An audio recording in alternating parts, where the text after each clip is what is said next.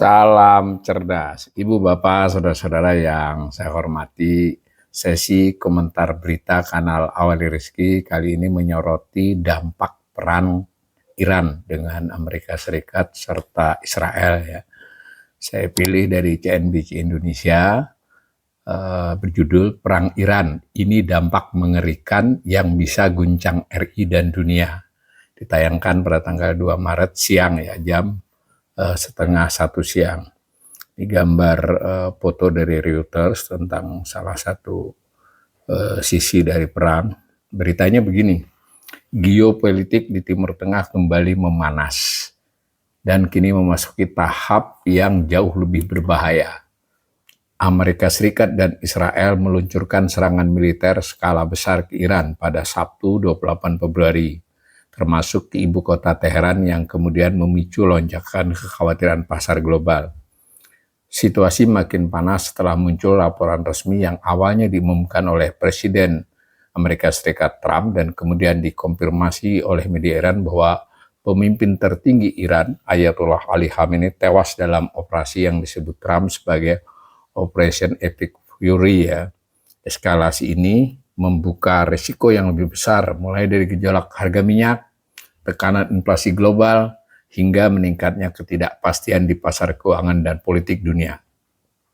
Apabila konflik terus membesar dan berkepanjangan, dunia bisa menghadapi sederet dampak buruk yang tidak kecil.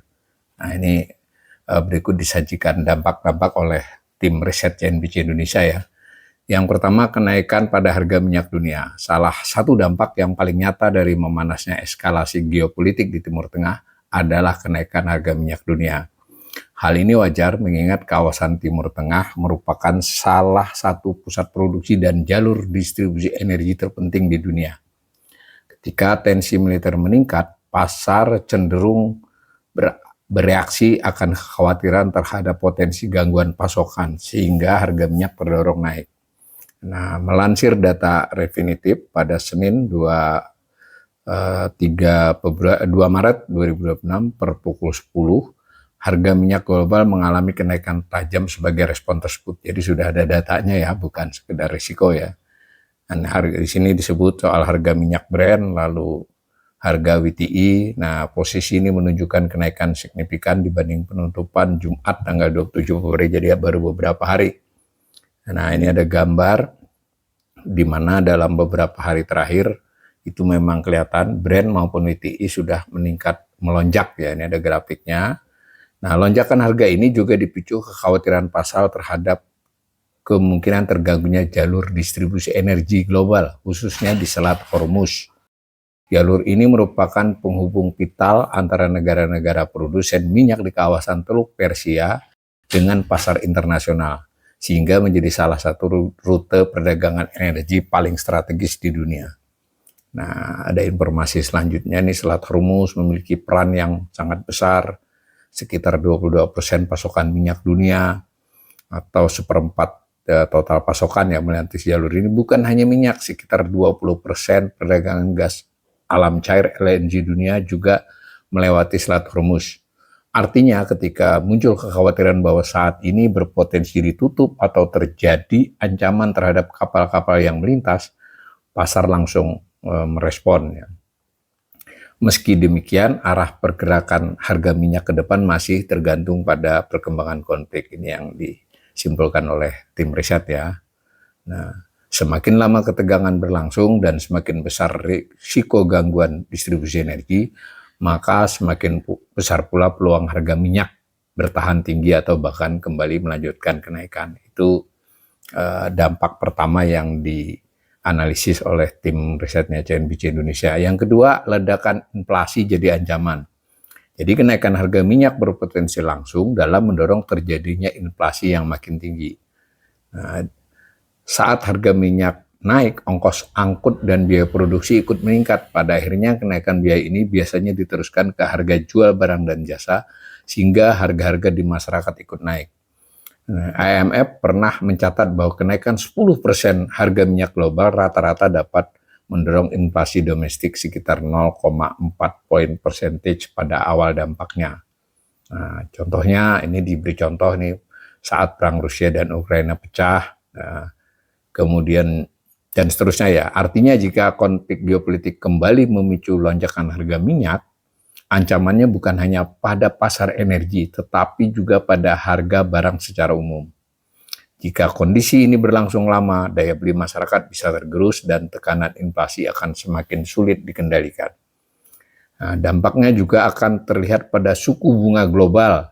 Ketika inflasi tinggi, bank sentral cenderung menahan suku bunga tetap tinggi atau bahkan menaikkannya. Pada akhirnya kondisi ini dapat menekan aktivitas ekonomi dan memperlambat pertumbuhan ekonomi global. Jadi di aspek kedua ini, inflasi digambarkan oleh tulisan ini akan berdampak pada banyak hal ya. Tadi harga minyak, lalu inflasi, lalu dia bisa meningkatkan biaya produksi dan lalu juga bisa meningkatkan suku bunga dan seterusnya ya. Nah, jadi ini menekan aktivitas ekonomi. Ujungnya kan adalah pelemahan aktivitas ekonomi atau memperlambat pertumbuhan ekonomi global. Tapi sudah diingatkan dari depan, ini tergantung seberapa lama dan seberapa intens konflik ini, perang ini berlangsung.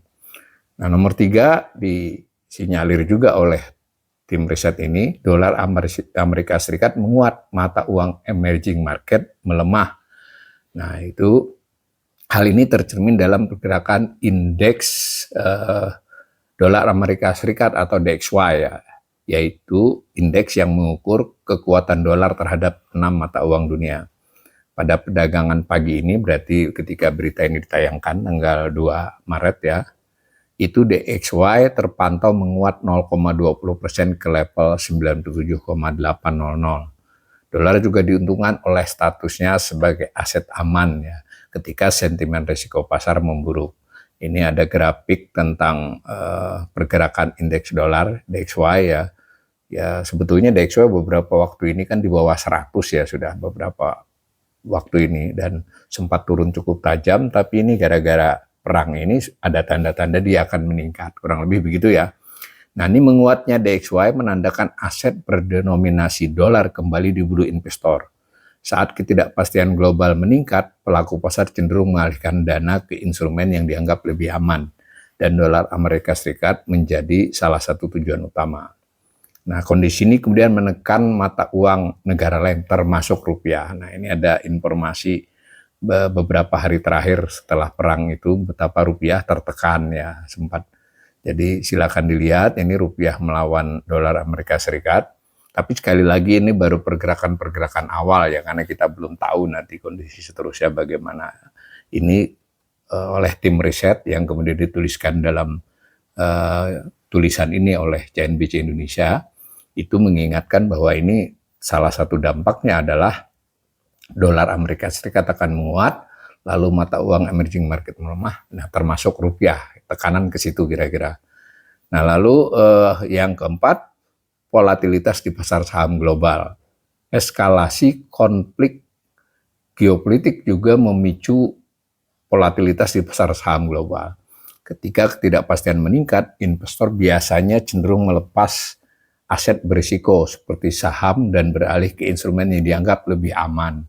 Akibatnya bursa saham di berbagai kawasan bergerak di zona merah. Ini diinformasikan lagi ini, jadi baru perang berlangsung beberapa hari sudah kelihatan ini. Pasar saham Asia pada Senin tanggal 2 Maret ya menjadi lautan merah. Indeks Nikkei Jepang, Nikkei 225 turun, bahkan lumayan ini ya 1,34%. Tekanan juga terjadi di bursa Asia lainnya, Hang Seng Hong Kong, Straits Times Singapura, dan seterusnya ini. FTSE Bursa Malaysia, Taiwan, dan semua menurun ini, melemah. Nah, indeks harga saham gabungan juga melemah ini di level sekitar 1,85%. Koreksi di pasar saham ini menunjukkan bahwa sentimen risk off kembali mendominasi pasar global. Jika konflik terus berlanjut dan harga komoditas terutama minyak semakin melonjak, volatilitas di bursa dunia berpotensi bertahan lebih lama, investor pun akan terus mencermati arah konflik, dampaknya terhadap inflasi serta kemungkinan respon bank sentral ke depan. Kurang lebih itu ya sebetulnya yang ditulis oleh CNBC Indonesia ini juga sudah disampaikan oleh beberapa ekonom ya dalam berbagai kesempatan di berita-berita, silakan dicek. Jadi tadi soal harga minyak, lalu inflasi, lalu dolar dan pasar saham. Jadi 4 itu. Nah, kaitannya dengan Indonesia, kebetulan kita sedang mengalami tantangan cukup berat terhadap hal-hal tersebut belakangan ini ya. Inflasi kita masih rendah, tapi trennya Januari, Februari terus meningkat dibandingkan waktu-waktu yang lampau. Kemudian harga minyak itu kalau benar-benar terjadi cukup signifikan, itu akan bisa memukul pada APBN ya, karena kita juga harus subsidi ya, dan sebagai negara juga kita masih lebih banyak impor ya, kita defisit dalam hal migas.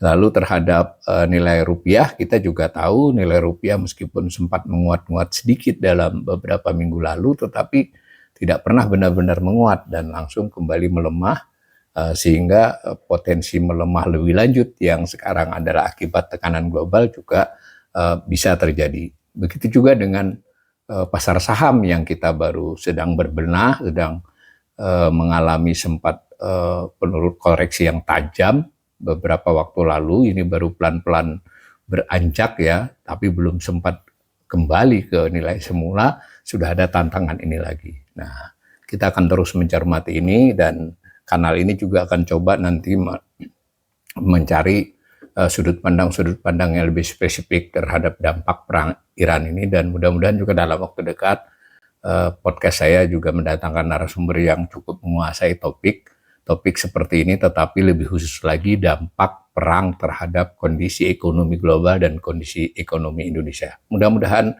situasinya tidak seburuk perkiraan banyak pihak kalau ini berkelanjutan, dan terutama sekali mudah-mudahan perangnya tidak berlangsung lama, tidak berkelanjutan, dan ada hasil yang ada situasi yang lebih kondusif ya. Tentu kita berharap situasi kondusif yang benar-benar mengedepankan nilai kemanusiaan, nilai kemerdekaan dan sebagainya. Kita akan terus memonitor perkembangan ini.